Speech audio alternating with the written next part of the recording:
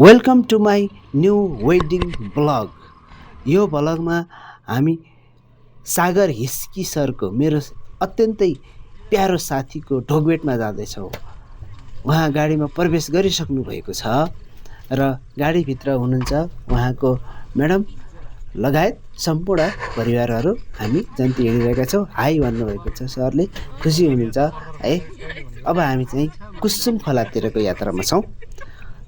यहाँ चाहिँ एकैछिन बसेका थियौँ हामी, गाडीको ब्रेक बिग्रेर, अनि अब हामी हिँड्ने तयारीमा छौँ।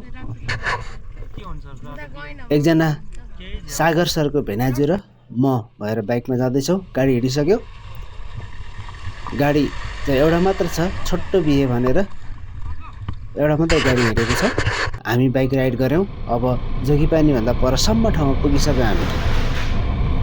एकदमै रमाइलो छ यो दृश्य, हेर्न सक्नुहुन्छ। अब हामी यो बाटोमा छौँ, यो सम्म बाटोमा छौँ। यो बाटोमा म दौडाइराखेको छु किनकि बेहुलाको गाडीले हामीलाई छोडिसक्यो। मलाई एकदमै जाडो भएको छ किनकि पातलो ज्याकेट लगाएर हिँडेँ। वैशाखको महिनामा पनि जाडो छ। पानी परेर बतासे डाँडामा पानी पर्दा रोकेर त्यहाँ बसेर चिया चटपट खाँदा हिँड्या हो हामी। फेरि पनि पानी पर्ला जस्तो छ मौसम हेर्दाखेरि। अहिले हामी चाहिँ बाहुन डाँडा भन्ने ठाउँमा पुगिसक्यौँ। सायद कतिजनाले देख्नु भएको छ, धेरैजनाले देख्नुभएको होला, ख्याल गर्नुभएको होला। अहिले चाहिँ नयाँ बोर्डहरू राखिएको रहेछ थुप्रै ठाउँमा। त्यो सानो पसल देख्नुहुन्छ अगाडि बाटोको छेउमा। हामी हिँडिरहेका छौँ। एकदमै न घाम लागेको न पानी परेको, एकदमै मौसम त ठिकै छ तर चिसो जाडो भइरहेको छ है। हामी अगाडि बढ्दैछौँ। अब यसपछि म चाहिँ यो भिडियोलाई स्टप गरेर फेरि हामी पर पुगिसक्यौँ। यो हो भैरवस्थान मन्दिरभन्दा वरकसम्म ठाउँ। अगाडिबाट टिप्पर आइरहेको छ। हाम्रो गाडी जिप छ, एकदमै साँगुरो छ। एहे ल है झन्डै यतै ल्याएको हो बाइक। अनि त्यसपछि हामी अगाडि बढ्यौँ।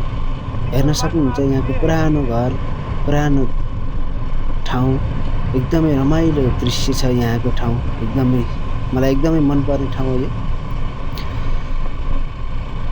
झन्डै मन्दिरनिर पुग्न लागिसकेका छौँ हामी। एकदमै रमाइलो छ यो ठाउँ, सम्म छ। साँगुरो चाहिँ साँगुरो है। अब यहाँ बस रहेछ अगाडि। मैले चाहिँ हर्न बजाएँ, सोलो पनि गरेँ। अनि त्यसपछि हामी अगाडिको स्कुटी छ, त्यो स्कुटीलाई हामी चाहिँ उछिनेर अगाडि बढ्छौँ। अब अगाडि बढिसकेपछि त्यहाँ भैरवस्थानको स्कुल छ राइट साइडमा। अनि अलि अगाडि बढिसकेपछि तपाईँले चाहिँ मन्दिर पनि देख्नुहुन्छ। पारी हेर्नुभयो भने मन्दिर पनि देख्नुहुन्छ। राइट साइडमा पार्किङ छ, तपाईँहरूले गाडी पार्क गर्न सक्नुहुन्छ। यो हो भैरवस्थानको एरिया। ल हेर्नुहोस्, पुराना घरहरू जस्ताको तस्तै छन्। अलि अगाडिपट्टि उकालो लाग्ने हो नि प्रवेशद्वार हो भैरवस्थान मन्दिरको। हामी अब उकालोमा छौँ। अब चाहिँ हामी कुसुम खोला पुग्यौँ है। कुसुम खोला पुग्यौँ। अगाडि गाडी छ, बेहुलाको गाडी। अब हिँड्दैछौँ हामी। अझै पनि कति टाढा हो भन्ने थाहा छैन, हिँडिरहेका छौँ। अगाडि भाइहरू हुनुहुन्छ, बाटै छेकेर हिँड्नु भएको छ। झन्डै ल है ल। एहे गाडी त रोकियो है। शुभ विवाह लेखेको छ, सायद यही हो कि, सायद यही होला बेहुलीको घर। हो रहेछ, बेहुलीको घर यही रहेछ। उहाँहरू हिँड्नुभयो। अब के ल्याउने हो, के हो यताको चलन भनेर सोध्न हिँड्नुभएको छ दुईजना अगुवाहरू, बेहुलाका दाइहरू। गेट पार गरेर नआउनु, टिका लगाउँछ भन्नुभयो। त्यहाँ चाहिँ हाम्रो स्वागतको लागि, जन्ती तथा बेहुला बेहुलीको स्वागतको लागि माइती पक्षहरू एकदम तयार भएर उभिनु भएको छ। अर्को भ्लगमा फेरि भेट्नेछौँ। नमस्कार।